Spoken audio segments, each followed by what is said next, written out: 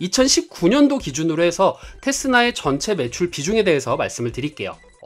역시 웨이퍼 테스트가 80%고요. 그 다음에 패키지 테스트는 20%입니다. 뭐 기타는 이것저것 있는데, 이 웨이퍼 테스트는요 774억 정도의 매출이 일어났고요. 그리고 패키징 테스트는 193억, 기타는 2893만 정도의 숫자라고 보시면 됩니다. 그 다음에 생산 실적의 증가치에 대해서도 한번 확인을 해볼게요. 이거 굉장히 중요하죠. 왜냐면은 핵심 사업이잖아요. 웨이퍼 테스트와 패키지 테스트가 지금 어떤 식으로 실적이 증가되고 있는지 한눈에 이렇게 보면은요, 확실히 웨이퍼가 그냥 꾸준하게 정말 든든한 버팀목이 되고 있다 라고 생각이 됩니다. 웨이퍼 테스트는요, 그래서 259억에서 774억까지 증가가 되었어요. 2019년도 기준으로 해서 60.9%의 매출을 올렸고요. 패키징 테스트 같은 경우에도 43억 원에서 194억까지 올렸습니다. 이거 역시 67.8%의 매출을 올렸고요. 웨이퍼 테스트는 웨이퍼 상태에서 테스트를 실시하여서 양품, 분량을 판정하는 거라고 보시면 되고요. 패키징 테스트 같은 경우에는 패키징이 완료된 개별 칩에 대해서 테스트를 실시하여서 양품, 분량을 판정하는 것이라고 보시면 됩니다. 그 다음에 기타 부분에는요, 테스트 프로그램 개발, 웨이퍼 테스트라던가 패키징 테스트에 관련된 프로그램들이 있을 거 아니에요. 그런 걸 개발을 하거나 용역을 보내는 것이라고 생각을 하시면 됩니다. 자, 이제 분야별 매출을 보면은요, 진짜 누구나 좋아할 만한 상승이라고 보시면 되는데요, 2017년도부터 2019년도까지 웨이퍼 테스트는 꾸준하게 증가를 했죠. 774억 정도의 매출을 발생시켰고요. 요거 단위는 1000원 단위예요. 그 다음에 패키징 테스트 같은 경우에는 193억 원의 매출을 증가시켰습니다. 66억에서 193억까지 확 올랐어요. 요거는 진짜 대단한 것 같아요. 기타 부분도 259만 원에서 2893만 원까지 쫙 올랐어요. 요것도 지금 이 아래에 이렇게 묻혀가지고 잘 보이지는 않지만 증가폭은 엄청나게 크다라고 생각을 하시면 됩니다. 그 다음에 웨이퍼 테스트의 실적, 요걸 한번 봐볼게요. 제가 웨이퍼하고 패키지하고 따로 뜯어봤어요. 왜냐? 한번 봐보세요. 웨이퍼 테스트 같은 경우에는 여러분들 보이시는 바와 같이 단위는 1000원입니다. 수출 부분이 정말 큰 비율을 차지를 해요. 374억 원에서 679억 원으로 꾸준하게 수출이 증가가 되고 있고요. 물론 내수 시장도 증가는 하고 있다고는 하지만 수출에 비해서는 낮죠. 근데 제가 왜 이걸 비교를 했을까요? 그렇죠. 패키징에서 확 드러납니다. 야, 진짜 이 회사 영업 잘하는 회사구나. 그래서 삼성을 꽉 잡고 있구나. 저는 그렇게 생각을 했어요. 웨이퍼에 비해서는 좀 약하긴 하지만 패키징이, 물론 패키지 시장 자체가 좀 작다고는 나와 있더라고요. 내수 시장 같은 경우에는 53억에서 96억까지 꾸준히 성장을 했고요. 수출 같은 경우에는 3억을 벌었는데 수출 부분에서 97억까지 올렸어요. 그냥 그래프만 보더라도 확 오른 거를 볼 수가 있죠. 2019년도에. 그러니까 수출 부분에서 엄청나게 실적을 올렸기 때문에 2019년도에 실적이 증가했다라고 저는 생각을 합니다.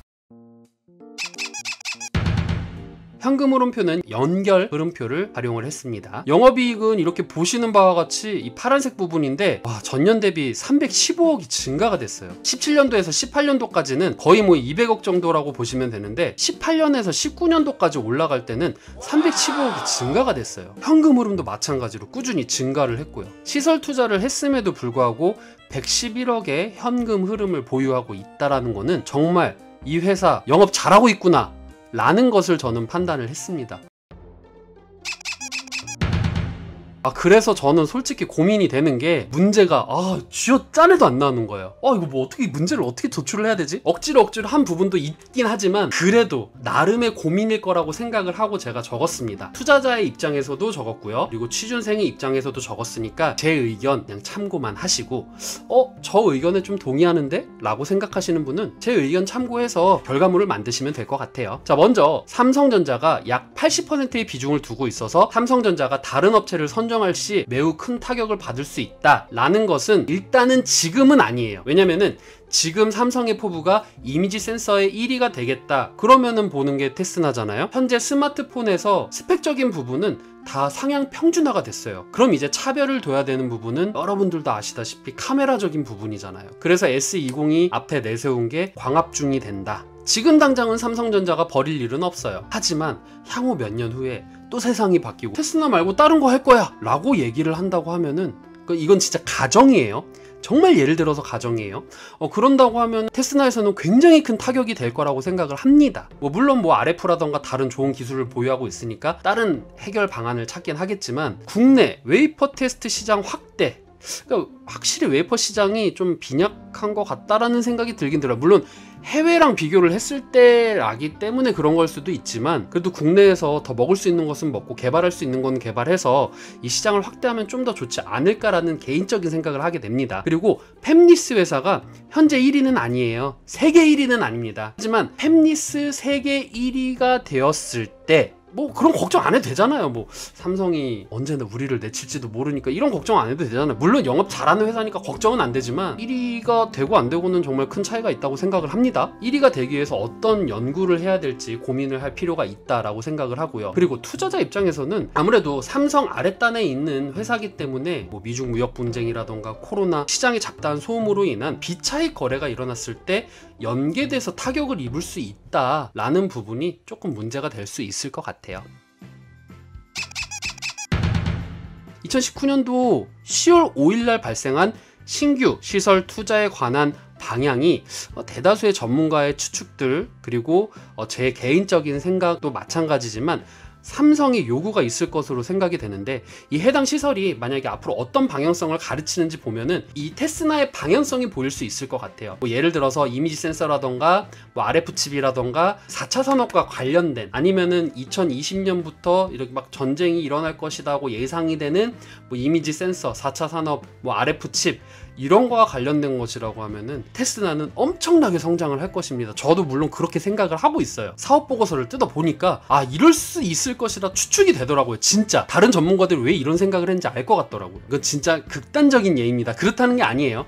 정말 극단적으로 만약에 아주 엄청나게 만약에 조선이라던가 자동차라던가, 그러니까 하향 산업 있죠. 지금 이제 4차 산업과는 대조되는 그런 부분에 시설 투자다 그러면은 테스라는 방향성이 안 좋겠죠. 그러니까 그런 식으로 어떤 기업과 관련이 돼 있고 어떤 산업과 연관이 되어 있는지를 보면은 이 기업의 방향성이 보일 것이다. 저는 개인적으로 생각해요. 이번에 S20의 판매량이 저조했어요. 그런데 이게 꼭 삼성이 안 좋아서, 아니면 사람들이 애플이 더 좋아서, 아니면 샤오미가 더 좋아서 삼성이 매출이 하락했습니다, 이게 아니잖아요. 지금 전체적으로 하락이 되었어요. 그런데 문제가 뭘까요? 그렇죠. 삼성의 입장에서는 잘 안 팔렸는데 제품의 PLC 같은 경우에는 요즘 들어서는 이게 주기가 거의 반이잖아요. S20이 나오고 이제 좀 있으면 노트 시리즈가 나올 거란 말이죠. 물론 S20과 노트에 분명한 팬들은 있지만, 물론 이게 똑같은 제품이 아니기 때문에 물론 그런 건 있지만, 그래도 신제품이 나옴으로 인해서 S20은 분명 타격을 받을 것이고, 실질적으로 이런 핸드폰에서 공짜폰, S20 공짜폰 이런 게 나올 정도로 지금 상황이 좀 많이 안 좋구나 라는 생각을 많이 하거든요. 그랬을 때 다음에 나오는 차기작들이 지금 다 벼르고 있을 거 아니에요. 애플도 그렇고 샤오미도 그렇고, 물론 분명히 보복적인 소비는 일어날 것입니다. 그랬을 때 이 이미지 센서에 대해서 다른 경쟁사들과 어떤 차별화를 둘 것인가, 요게 저는 좀 중요하다고 생각을 합니다. 전자제품은 이연된다고 하잖아요. 애플과 조금만 다르고 샤오미랑 조금만 더 차별성을 두고 이러면은 정말 엄청난 성장을 이뤄낼 것이라고 생각을 합니다. 요거는 투자자 입장이라기보다는 이제 취준생 입장에서 고민을 하면 좋을 것 같아요. 카툭티에 대한 부분을 어떻게 하면 해결을 할 수 있을 것인가, 마케터들은 어떤 식으로 마케팅을 하면은 더 좋은 것인가, 광고를 하더라도 줌업을 통해서 내가 이득을 봤던 부분을 부각시킨다던가, 이런 정말 간단한 마케팅부터 시작해서 소비자가 원하는 것들을 파악을 해서 준비를 하면은 굉장히 좋은 성과를 얻을 수 있을 거라 생각이 됩니다. 2020년 상반기에는요, 코로나 이슈라던가 미중 무역 분쟁 지금 최근 이제 일어나려고 하고 있어요. 일어났다라는 게 아니라 일어나려고 하고 있어요. 왜냐? 저는 개인적으로 생각했을 때 중국이 그렇게 고분고분한 나라는 아닐 거라고 생각을 하거든요. 미국이 이렇게 손가락질 하는데 아이고 미국님 죄송합니다 이럴 나라는 아닐 것 같아서, 진핑이 형도 한성깔 하시는 분이라서 아마 저는 개인적으로 미중 무역 분쟁이 조금이 일어나지만 그래도 이모동 선생님이 해주신 말인데 저도 그거에 대해서 굉장히 공감을 하기 때문에, 트럼프 같은 경우에는 지금 대선을 앞두고 있고 지금 중국 내에서도 여론이 매우 안 좋은 상황이고, 트럼프와 시진핑은 지금 엄청난 고민을 할 거예요. 아 진짜 마음 같아서는 진짜 한 대 줘 패고 싶은데 지금 우리 국민들이 너무 힘들어하고 있어. 아 한 발 양보할까? 이럴 가능성이 저는 거의 한 60%?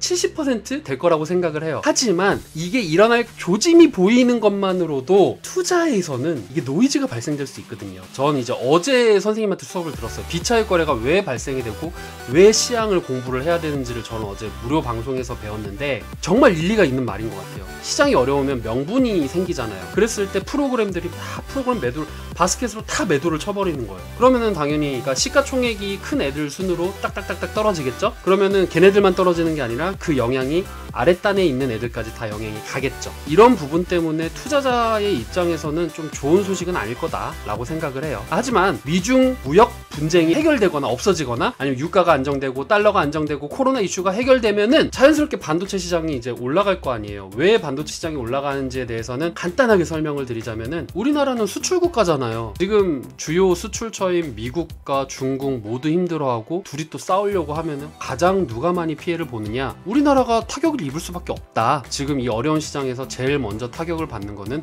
반도체 부분이다. 근데 이 반도체 부분에서도 이 테스나 같은 경우에는 반도체 전공정이 아니라 후공정 부분이기 때문에 전공정이 달리고 나서 후공정이 달리는 거거든요. 삼성이 달리고 나서 이미지 센서가 달리겠죠. 뭐 그렇게 생각을 하시면 될 것 같아요. 그런 관점에서 봤었을 때는 하반기까지 봐야 되진 않을까라는 생각은 들지만 중간에 하나의 이슈가 있습니다. 바로 이번 부분인데요. 2019년도 10월 5일부터 2020년 6월 30일 날 까지 신규 시설 투자가 이루어지고 있어요. 6월 정도 되면은 신규 시설에 대한 베일이 벗겨지겠죠. 그랬을 때 수주가 들어오지 않을까, 그때 호재가 되지 않을까, 저는 개인적으로 생각을 하고 있습니다. 그래서 단기적으로 볼 때는 6월 30일 정도 아니면 이게 그 전에 이 공장은 무슨 공장이다라는 것이 밝혀지고 그 다음에 어떤 방향이 제시가 된다라고 하면은 그에 따른 모멘텀이 발생해서 좀 좋은 성과가 나오지 않을까, 주식에서는 투자자 입장에서는 좀 좋은 투자 관점으로 볼 수 있지 않을까, 저는 개인적으로 생각을 합니다. 물론 저는 전문가는 아닙니다. 여러분들 진짜 오해하지 마세요. 전 학생입니다. 배우는 학생이에요. 네, 만약 2020년부터 경쟁이 치열해지는 이미지 센서라던가 5G 관련된 RF 칩이라던가 뭐 이런 미래지향적인 사업이라고 하면은 분명 큰 호재가 될 것입니다. 위에 다 제가 얘기를 했네요. 비차익 거래 발생으로 인해서 삼성이 타격을 받게 되면은 시가총액 1위니까 어쩔 수가 없어요. 받게 되면은 그 아래 기업인 테스나도 당연히 영향을 받을 것이다. 근데 반대로 생각하면은 비차익 거래로 인해서 만약에 삼성이 이제 올라가면은 테스나도 같이 따라 올라가는 거죠. 뭐 그렇게 보시면 될 것 같아요. 그 다음에 취준생 입장에서는 이 팹리스 1위 회사 비교를 하는 것도 전 좋은 방법이라고 생각을 해요. 현재 제가 이렇게 막 뒤지니까 2019년도 자료는 제가 못 찾았는데 2018년도 기준으로는 퀄컴이 1등이더라고요. 2018년도 2분기 기준으로 해서 세계 팹리스 기업의 매출을 보면은요, 1위가 퀄컴이고요. 그 다음에 2위가 브로드컴, 엔비디아, 테스나도 팹리스 기업이잖아요. 그러면은 이 테스나가 1위 기업이 되기 위해서는 어떻게 해야 되는가 라는 부분을 관점으로 해서 보고서를 만든다면은 굉장히 좋은 성과를 거둘 수 있을 거라고 생각을 해요. 게임 업계에서 쓰는 방법이긴 한데 역기획서라는 것이 있거든요. 기획자들 입장에서는 경쟁 회사가 있어요. 예를 들어서 우리 회사가 크리티카야. 옛날 PC 버전 크리티카라는 그 PC 버전의 게임이 있었어요. 그게 던파를 모티브로 했다고 했잖아요. 그래서 실제 기획자들은 던파의 역기획서를 통해서 우리 크리티카가 이어나갈 방향성을 제시를 하는 뭐 그런 역기획서를 만들기도 했거든요. 그러니까 역기획서가 단순히 이 기획서에 그냥 끝나는 게 아니라 이걸 어떻게 하면 우리에게 인용을 할 수 있을까, 이런 것까지 가져가면 좋거든요. 퀄컴에 관련된 역기획서라던가 이 시장의 분위기와 그리고 앞으로의 미래, 4차 산업에 관한 방향성, 이런 걸 봐서 우리가 어떤 식으로 나아가면 좋을 것이다 라는 그런 관련된 제안서를 객관적인 데이터, 자료, 지표 이런 것들을 활용을 해서 좀 충분히 만든다고 하면은 충분히 테스나를 입사하는 데 큰 도움이 되지 않을까 생각이 됩니다. 진짜 이거 제가 이거 조사를 하면서 내가 과연 이거 할 수 있을까? 나 그리고 반도체 진짜 1도 모르는데, 물론 우라누스 선생님 그 수업 들으면서 좀 옆에서 주워 들은 게 있긴 있지만 그래도 내가 할 수 있을까라고 생각을 했는데 그래도 꾸역꾸역 하긴 했네요. 네, 어쨌든 이렇게 끝까지 시청해주신 여러분들 정말 감사하고요. 알뜰맨이 열심히 한 게 그래도 나한테 좀 도움이 됐다 라고 생각되시는 분들은 하단에 구독과 좋아요 눌러주시면 너무 감사하겠습니다. 네, 너무 감사하겠습니다. 네. 자, 그러면은 또 그것도 있다. 여러분들께서 이 기업도 한번 기업 분석해주세요. 사업 보고서를 보려고 하는데, 이게 뭔 소린지도 모르겠고, 사업 보고서 보기도 귀찮고, 나 여기 취업하려고 하는데 이 기업 분석 좀 해주세요. 라는 그런 요건이 있으면 하단에 댓글에다가 이렇게 남겨주시면 제가 그거 참고해서 이번에 테스트나 한 것처럼 기업 분석을 해드리도록 하겠습니다. 여러분들, 이제 휴일은 끝났어요. 이제 열심히 또 일하시고, 또 휴일이 오면은 또 충분히 쉬시고 항상 좋은 날만 있기를 진심으로 기원하겠습니다. 저는 다음에 알찬 기업 분석 가지고 여러분들 찾아뵐게요. 그럼 여러분들 안녕!